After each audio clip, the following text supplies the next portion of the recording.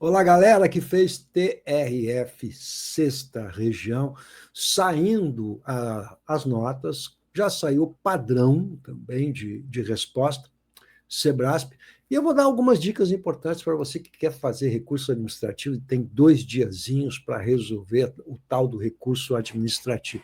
Então, vamos dar uma olhadinha na régua para ver como funciona. Antes de mais nada, não esquece, professor Ricardo Russo, professor de língua portuguesa, minha especialidade é a produção textual, a redação, recursos administrativos judiciais. Então, dá um joinha aí, passe o endereço do prof, o canal do prof para a galera e ajuda a gente aí a construir esse canal. Vamos falar rapidamente sobre a proposta de redação e as instruções de como você deve fazer esse recurso administrativo. Tá? Você não pode perder tempo, você tem que ir direto no assunto. Você vai ser gentil, vai botar prezados senhores, mas não precisa escrever douta banca, tá? E não seja genérico, você precisa ser específico. Então, eu vou mostrar para você como é que se faz o recurso ADM. Não adianta você ficar dizendo que não houve erros de gramática, tem que dizer quais são. Né? O que você não concorda com os erros gramaticais ou a coesão.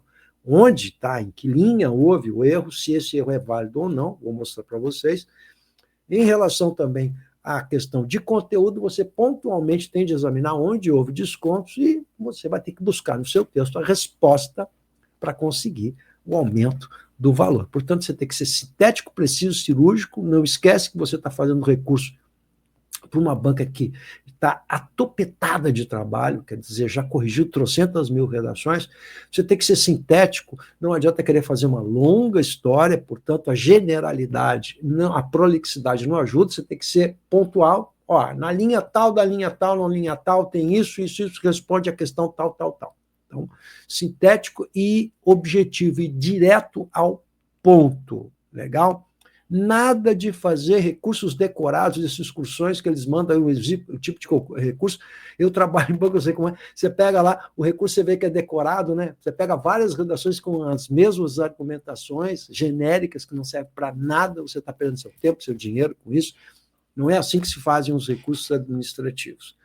Vamos dar uma olhadinha rapidinho aqui, sem mais arengas e delongas, né? Deixa eu mostrar para vocês aqui, pegar aquela redação argumentativa comum para todos os cargos, um tema de redação muito bacana, extremamente atual, o Sebrasp é boa nisso, né? Então você tem lá textinho de apoio, ó, da internet, né? Fala em doença do planeta Terra somos nós, então nós quem? A população de modo geral, né?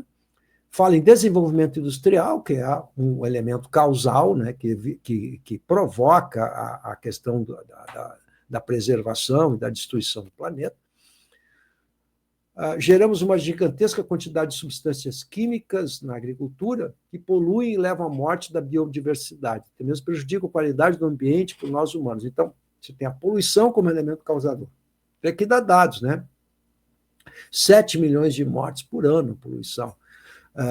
O grande avanço que a ciência e a tecnologia trouxeram para a vida dos humanos está levando ao mesmo tempo à destruição. Então, aí vem um grande paradoxo do progresso, né? Porque se mata a fome das pessoas, se melhora a agricultura, se produz mais alimentos, mas também tem a questão da poluição e da destruição do meio ambiente. Né?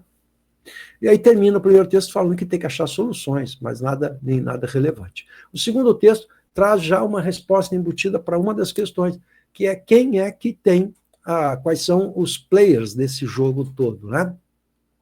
Então, a cúpula de líderes do G20, os líderes mundiais, que abordam tanto as mudanças climáticas quanto as regras e a taxação dos super ricos, que é uma das propostas da taxação, né? A declaração reafirma, por exemplo, o compromisso do Acordo de Paris, ações que têm que ser seguidas, né? Diminuição da emissão de gases de estufa, né? Limitar o aumento da temperatura média do globo, enfim, aí vai uma série de outros, aí vem uma charge, e aí a gente tem a proposta em si, como é Sebrasp, bem pontual, olha só, 3 afirmativas, como sempre faz o Sebrasp, coloca a pontuação, que é transparente, legal também, né? 6 pontos o primeiro item, 7 o segundo e 6 o último, são 3. Então, vai lá. Primeiro, os principais atores da ação global necessária ao enfrentamento da emergência climática. Então, os principais atores, em primeiro lugar, já tem uma dica no próprio texto, que são as pessoas de modo geral. né? Mas você pode acrescentar que são atores importantes aí, os principais poluidores do planeta, que são os dois grandes países mais industrializados, que é o caso da China e dos Estados Unidos, né? Que são atores que poluem o meio ambiente, né? Você nem pode falar sobre isso, legal? Então, aqui você tem que buscar se você recebeu os 6 pontinhos. Se você não receber esses 6 pontos, então tem que ver por que não recebeu e vai questionar justamente aqui, olha, eu recebi 4 pontos, então onde foi que eu perdi 2? Então, você vai buscar no texto se você tem esses principais atores explícitos em algum momento do seu texto. Não importa se é introdução, desenvolvimento, conclusão, vai ter que aparecer no texto quais são esses atores. Se tiver respondido, você tem que receber os 6 pontos. Impacto das mudanças climáticas sentidos atualmente e ações presentes viáveis para o seu enfrentamento. Né? Quais são os impactos? A gente viu, né? Enchentes e secas. Né? Então, o Brasil está vivendo isso, né? Enchentes e secas são essas mudanças climáticas, o aumento da temperatura, né? Provocando secas, que vão além dos níveis normais. Então, nós estamos enfrentando cada vez mais o aquecimento do planeta. Ações viáveis para o seu enfrentamento, já tem as dicas no próprio texto de apoio, que é a diminuição da emissão dos gases estufa, por exemplo, a matriz energética, a mudança da matriz energética, a sustentabilidade, é o progresso sustentável, legal? Há várias medidas que já estão nos textos motivadores, então você encontra a resposta lá, basta fazer uma leitura crítica do texto motivador, e não fazer como quase todo mundo faz, que lê rapidinho o texto motivador e não percebe que ali existem já as respostas, né? Então, você precisa ganhar 7 pontinhos aí. Se não ganhou 7 pontos, tem que ver onde você perdeu. Se você apontou quais são os impactos, e se você disse quais são as ações, não esquece que está no plural, portanto tem que ser mais de uma, você tem direito aos 7 pontos, não importa em que parte do texto. E na última, a importância de se pensar no clima, né? Pensar agora no clima para as futuras gerações, quer dizer, é o futuro, né? Ou seja, o mundo aí é o futuro que a gente tem que pensar, né? As gerações futuras é que vão ter essa incumbência de melhorar a situação do planeta e trazer a tal da sustentabilidade, ter a consciência do meio ambiente, coisa que as gerações passadas não tiveram. Legal? Então, não esquece que olhou o conteúdo, você tem que encontrar essas respostas, está aqui a pontuação máxima em cada um dos itens. Sobre os desvios gramaticais, a Sebrasp vai apontar os erros de morfossintaxe e de grafia e eles vão dizer, a Sebrasp vai dizer, em qual linha houve erro. Então, o que a gente tem que fazer? Olhar a linha e verificar se de fato há erro. E muitas vezes não, né? Muitas vezes eles contam errado. Então, a gente tem que conferir essa contagem. Como vai funcionar o erro? Esse erro funciona da seguinte maneira, olhando o edital, a nota de conteúdo subtrai 4 vezes o número de erros, multiplica por 4 o número de erros. Então, se você teve 10 erros, você multiplica por 4, então vezes 4 vai dar 40. E você divide pelo total de linhas, legal? Então, se você, por exemplo, vou dar um exemplo, tá? Se você teve 10 erros, multiplica por 4, isso dá 40. 40, mas você escreveu as 30 linhas. Sempre em Sebrasp tem que escrever o número máximo de linhas, né? Divide pelo número de linhas, que é 30, isso vai dar 1,33. Você vai ver que a decisão da vaga vai se dar justamente nesses décimos aí, 1, qualquer coisa. Então, 1,33 periódico, se você tiver 10 erros, tá? Então, tem que verificar se vai ser isso mesmo. Né? Você tem que checar isso pontualmente. Não adianta dizer que foi bem escrito, que tem poucos desvios. Você tem que conferir, ver se os desvios são aqueles mesmos, se estão corretos. Tá? Então, isso tem que ser feito de maneira muito profissional. Bom, além disso, né, meus queridos, vamos olhar agora só a título, para a gente olhar aqui um carguinho mais específico, que aí já não é mais a dissertação argumentativa, mas é a discursiva, né? Aquela mais específica. Né? Então, vamos olhar para esse cargo aqui, que é o acesso da população à brasileira justiça, justiça para todos. Então, você está vendo que agora é um pouquinho mais pontual, né? Um assunto mais específico, legal? Mas os textos de apoio, de algum modo, já dão um spoilerzinho. Legal? Então, esses textos aqui são interessantes. E o tema eu achei extremamente interessante. Tá? O acesso à informação é a demanda por direitos. Ou seja, a gente tem que ligar o acesso à informação à cidadania. Ou seja, o direito do cidadão está estritamente vinculado a possibilidade de acesso. E os textos de apoio falam que essa dificuldade de acesso elas são encontradas nas camadas mais vulneráveis da população.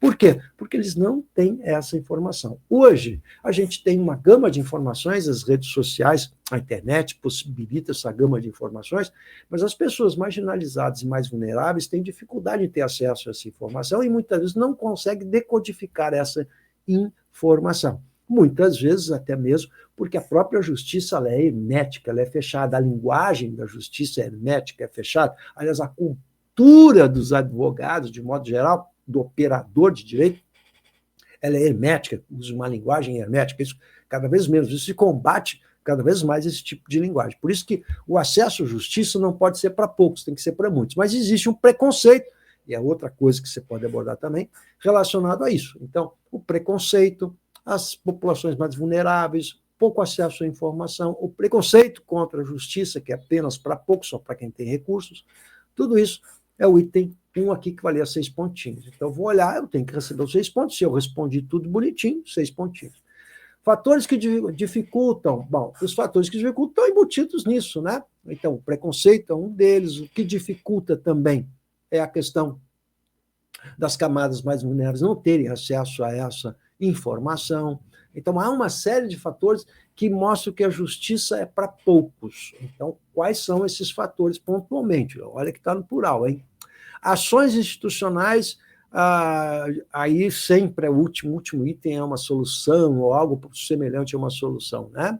A justiça para todos. Como que se pode? Bom, se você levantou que a justiça, por ser hermética, por usar uma linguagem hermética, por ter uma cultura hermética, ela é um fator que dificulta, logo, você vai propor, né, uma medida para diminuir isso, né? Ou seja, na verdade, para estreitar a relação do cidadão comum com a justiça, para mostrar que ele tem direito à justiça e acabar com esse preconceito.